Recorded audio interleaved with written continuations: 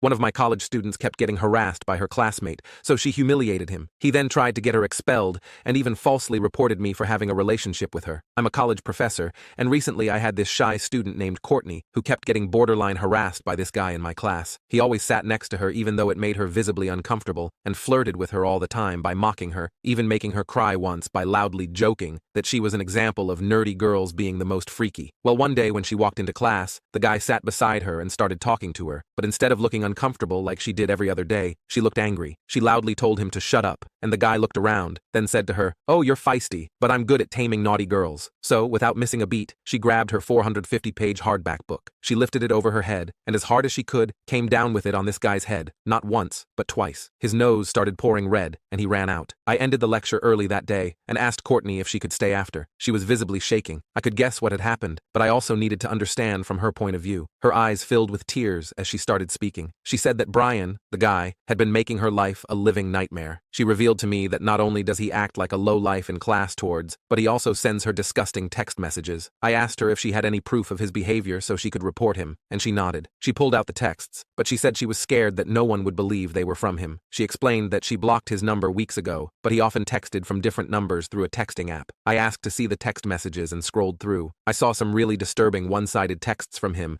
and the occasional, "Please stop texting me" from Courtney. He didn't just stop at text messages. I also saw explicit pictures from him. He carefully cut out his face in all of them, but that it was him was undeniable. I told Courtney that I would help her, but she needed to provide all the evidence she had. She nodded her head in agreement. She thanked me over and over. The next few days, just as Courtney was about to report Brian, he reported Courtney for violence, claiming she made his nose bleed, and said he had a concussion that could have led to brain damage. He said that her actions could have made him unable to complete his classes for the semester. Courtney tried to explain her side of the story, but they weren't hearing it. The school authorities began to consider expelling her. I couldn't let that happen. I took all of the evidence Courtney gave me and went to the administration. I presented the disturbing texts and detailed the situation. Just as things started to look up for Courtney, something else was brewing in the background. An anonymous report surfaced. They accused me of having an inappropriate relationship with Courtney. My heart sank. This baseless accusation threatened not only my career, but also the credibility of Courtney's claims. The school put me on temporary leave while they investigated the allegations. I was devastated, but I had to prove that I was innocent. Over the next few weeks, my life became a series of meetings with investigators. I had to give them my emails, phone records, and any other communication that could clear my name. Breaking the news that I was being accused of sleeping with my student to my wife was the hardest. She knew that I was a genuine man and didn't doubt me for a second. The investigation was grueling. Then one day, I was called into a meeting with the dean and the head of the investigation team. They told me that they found something concerning. They showed me an email thread that I had with Courtney, and they interpreted my humor as being inappropriate. She emailed me with a couple of questions about the project, and I gave her the answers. She then said she didn't want me to get angry with her, and she had a few that she wanted to ask in person so she could know if she was demoing the model correctly. She joked, saying she didn't want to end up like Eric. Eric was another student of mine who was quite disruptive. He would ask obnoxious questions constantly and tried to be the class clown. After holding him after class multiple times throughout the semester, I eventually had to make him withdraw from the class and sign up for another teacher teaching the same subject. I reassured Courtney that she could never get that treatment since she was one of my most diligent students, and this was true. For every lecture, she came in early, sometimes before I unlocked the room door. She would always ask the hard questions that other students were too afraid to ask, and she would turn in her homework well before it was due. The authorities didn't find the joke amusing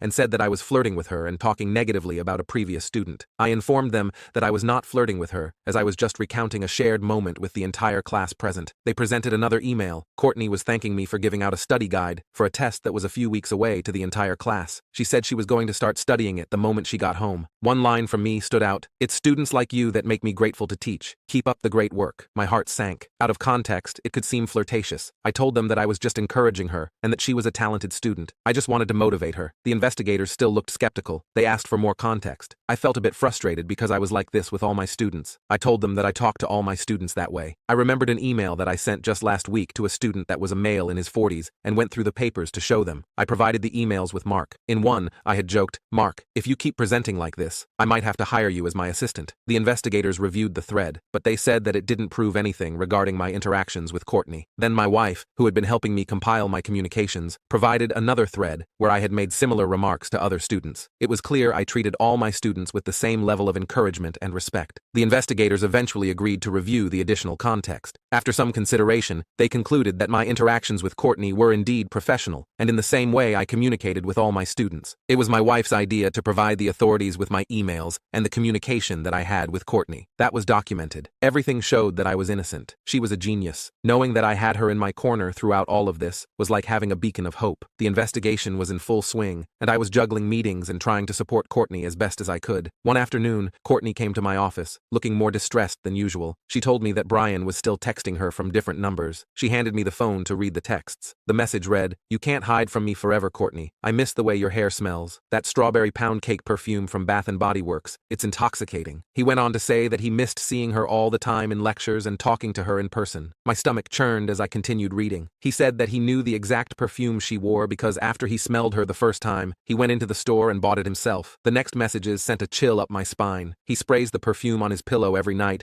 and imagines that Courtney is sleeping next to him. I handed her back the phone and told her that this was more than harassment. It was stalker behavior. Courtney began to break down. She said that she felt like he was everywhere. She couldn't escape him. I reassured her that she would get through this, and we were going to keep her safe. I may not have been a person of the law or a figure close to her, but she put her trust in me and shared something extremely sensitive. Hence, I was determined to do everything in my power to help her out. I told her to stay strong. During this time, Courtney stayed consistent. She continued to gather evidence against Brian and collected witness statements from the other students. They saw it, how weird Brian was treating her in class. Some asked her if she was okay after the incident, and others felt like she should have smacked him well before that time. One student even word for word stated that if Courtney gets expelled for this, he and his friends are going to boycott the university. She maintained detailed records of his behavior. I was more determined than ever to see justice served. Finally, after what felt like an eternity, I was cleared of the allegations. The investigators found no evidence of any wrongdoing on my part. The weight I felt lifted off my shoulders was intense, but I knew the battle wasn't over. Courtney still needed to prove that her actions were in self-defense. The pressure was on for Courtney. The administration was analyzing every piece of evidence, and the stakes for Courtney couldn't be higher. She knew she needed to prove beyond doubt that smacking him in the head was in self-defense, especially when he had the evidence written all over his face. One afternoon, Courtney came to my office with a folder full of documents and her phone in her hand. She told me that she thought she had enough proof to explain to the investigators. Even though her words showed she was ready, the pitch of her voice said otherwise. I looked over everything, and I found something that solidified her case completely. In one of the recent explicit pictures that Brian sent to her from a random number, I noticed a small birthmark on his right hand, and I told her if we could prove that he had that exact same birthmark in person, I was sure they would listen to her. We went to the dean's office together. As we sat down, Courtney handed over the folder to the investigation team. Inside were screenshots of all the messages Brian and her sent, both from his number and the numbers on the anonymous app. She also had written statements from her fellow students who witnessed his behavior and felt uncomfortable around him. She highlighted key messages that show his escalation over time. She showed them how he started with inappropriate comments and then moved to explicit texts. And then she showed her phone and presented the texts from the anonymous number, including the one where he described buying the same perfume she wore. The investigators reviewed the evidence carefully. Each screenshot painted a clear picture of Brian's obsession and harassment. The written statements from other students backed Courtney's claims tremendously. They realized that Brian had shown a pattern of disturbing behavior from not only Courtney, but other female students in the class. After showing the pictures of Brian, she said that he had a birthmark on his right hand and that they could check it out for themselves. She then pulled out something else that we hadn't talked about previously. She showed them a video that her friend had recorded of Brian following her around campus. In the video, you can clearly see Brian lurking behind her, trying to get close without being noticed. The room was silent as the video played. It was unmistakable. One of the investigators finally spoke. They said that it was compelling evidence and that it was clear that she hit him in self-defense. The dean nodded. She said that her response in hitting him was extreme, yet justified. I could see Courtney's shoulders relax slightly. I knew that the weight of weeks of anxiety began to lift. She thanked them, and tears began to form in her eyes as she held her mouth. The administration made their decision. Brian would be put under strict watch, prohibited from any contact with Courtney, and required to attend counseling sessions. Courtney, meanwhile, was cleared of any wrongdoing, and measures were put in place to ensure her safety on campus. As we left the dean's office, Courtney thanked me profusely and told me that she couldn't have done it without my help. It felt good to get my student out of some trouble so that she could finally feel safe attending class. I smiled back at her and told her she had worked hard, and now it was paying off. Courtney nodded. The ordeal had been grueling, but she had proven her strength and resilience, and as her professor, I felt honored to have stood by her side. I was reinstated, and my return to the classroom was met with warm smiles and relieved faces. Courtney and I maintained a cordial relationship and kept our interactions strictly professional. Despite the challenges, I was pleased to have supported a student in need and to have cleared my name. Weeks later, as I graded the final exams, I wasn't surprised to see Courtney's name at the top of the class. She had not only survived the ordeal, but had also excelled excelled academically. On the last day of the semester, I returned the graded exams. When I handed Courtney her paper, she took a breath of relief. She had passed with an A. The experience left a lasting impact on both of us. Courtney found some relief in the resolution, slowly returning her confidence. As for me, I gained a renewed sense of purpose. My role as an educator was not just to impart knowledge, but to protect and support my students.